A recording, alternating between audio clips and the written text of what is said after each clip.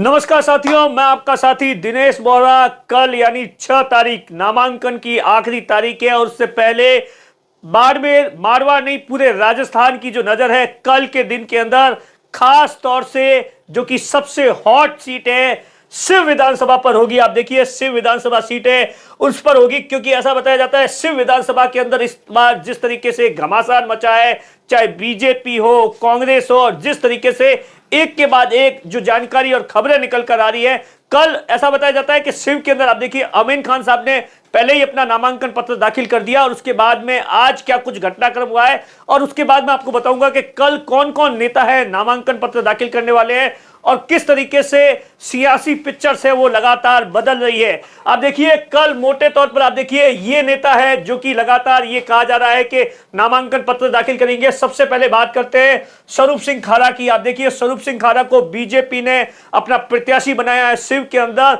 और लगातार कल जिस तरीके से शक्ति प्रदर्शन स्वरूप सिंह खारा की टीम ने किया और लगातार जबरदस्त तरीके से माहौल बनाया गया है, कोशिश की गई कि स्वरूप सिंह खारा, और उसके बाद आप देखिए स्वरूप सिंह खारा लगातार ये कोशिश कर रहे हैं। स्वरूप सिंह खारा के सामने क्या दिक्कत है? सबसे बड़ी दिक्कत है रविंद्र सिंह भाटी, खंगार सिंह जो कि 2018 के प्रत्याशी है, पूर्व विधायक जालम सिंह रावलोत, ये तीनों लोग हैं लगातार आप देखिए ये ऐसा बताया जाता है तीनों अपने नामांकन पत्र है वो कल दाखिल करने वाले हैं। और इसी पर रविंद्र सिंह भाटी ने तो बाकायदा एक सोशल मीडिया पर वीडियो जारी कर कहा है कि कल मैं नामांकन पत्र दाखिल कर रहा हूं और 25 तारीख को आप लोग मेरे लिए वोट कास्ट करना।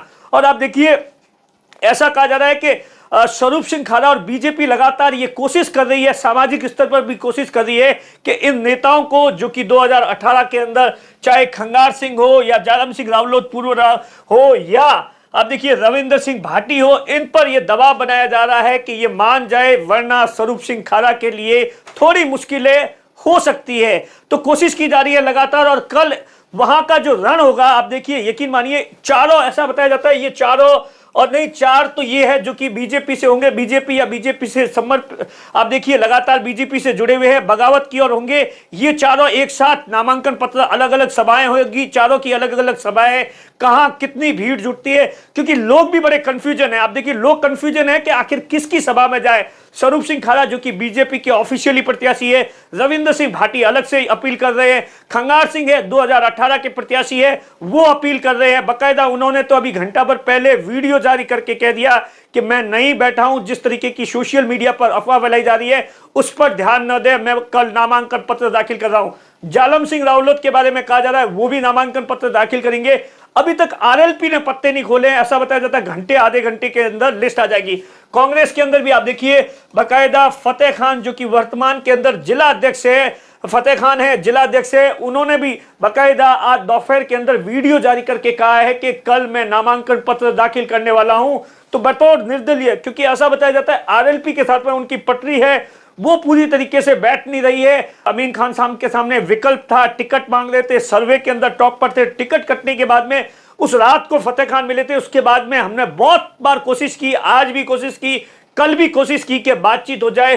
पहले ये कहा जा रहा था कि फतेह खान जयपुर चले गए, अब ये कहा जा रहा है कि बाड़मेर वापस लौट गए हैं, उनकी आरएलपी के साथ में कोई बातचीत चल रही है या नहीं चल रही है, या ऐसा बताया जाता है कल फतेह खान है वो बतौर निर्दलीय है वो अपना नामांकन पत्र दाखिल करेंगे। इसीलिए मैं कह रहा था कि शिव विधानसभा है वो बड़ी इंटरेस्टिंग हो गई है और सबकी निगाहें आप देखेंगे ट्विटर पर, तमाम जगहों पर, क्योंकि यहां पर क्या कुछ होगा सब जानना चाहते हैं। कौन बैठता है, कौन मनाता है, इन तमाम चीजों पर हमारी नजर रहेगी। और उसके बाद आप देखिए दूसरी जो तस्वीर है ये बड़ी तस्वीर है। आप देखिए कर्नल सोनाराम चौधरी की आखिरकार घर वापसी हो गई।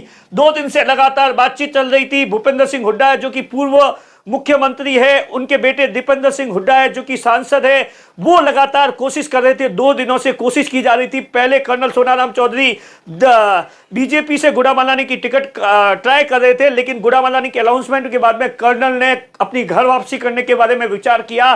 और आप देखिए ये तस्वीरें आई है, ये पहली तस्वीर है जिसके अंदर देख सकते हैं कि दिल्ली के अंदर कर्नल सोनाराम चौधरी है वो राष्ट्रीय अध्यक्ष से मुलाकात करते हैं। और एक आप देखिए लगातार, क्योंकि आप देखिए कर्नल सोनाराम चौधरी बाड़मेर जैसलमेर से कांग्रेस से कई बार सांसद रहे और 2013 के अंदर बाइतू से चुनाव हार गए थे। 2014 के अंदर वसुंधरा राजे के साथ में बीजेपी में चले गए थे और वहां से सांसद बने थे।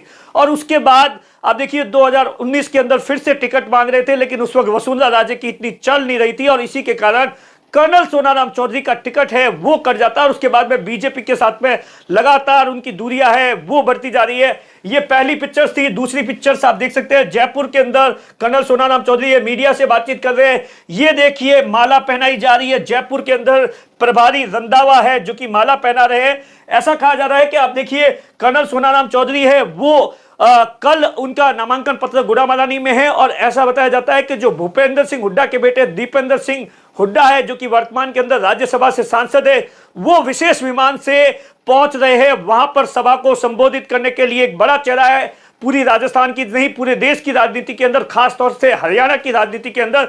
आप देखिए जब भी चुनाव होता है तो खास तौर से भूपेंद्र सिंह हुड्डा के बेटे दीपेंद्र सिंह हुड्डा है, इससे पहले हरीश चौधरी के लिए वोट मांगने आए थे और अब कर्नल सोनाराम चौधरी के लिए आ रहे। दरअसल दोनों का पारिवारिक रिश्ता है और उसी पारिवारिक रिश्ते के चलते आप देखिए कर्नल सोनाराम चौधरी की घर वापसी है बड़ी आसानी से भी हो गई। घंटा भर पहले वापसी हो जाती है और उसके बाद में आप देखिए आज रात को ऐसा बताया जाता है टिकट की घोषणा हो जाएगी। दूसरी तीसरी पिक्चर्स आप देखिए, ये देखिए हर किसी की नजर इस बात पर है। ये आप देख सकते हैं कि बकायदा मानवेंद्र सिंह है जो मानवेंद्र सिंह है वो उन्होंने वीडियो जारी किया है।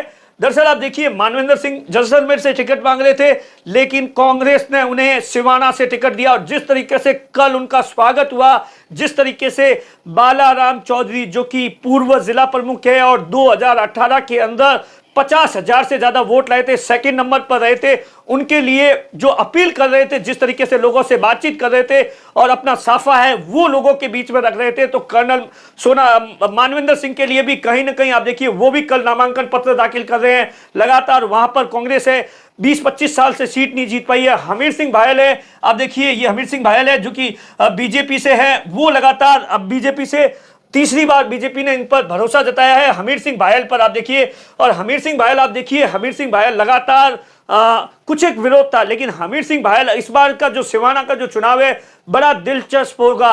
अभी तक आरएलपी ने अपने पत्ते नहीं खोले हैं लेकिन ऐसा बताया जाता है कर्नल और हमीर सिंह भायल के बीच में एक अच्छी खासी टक्कर होने वाली है। क्या कुछ होता है आगे आप देखिए।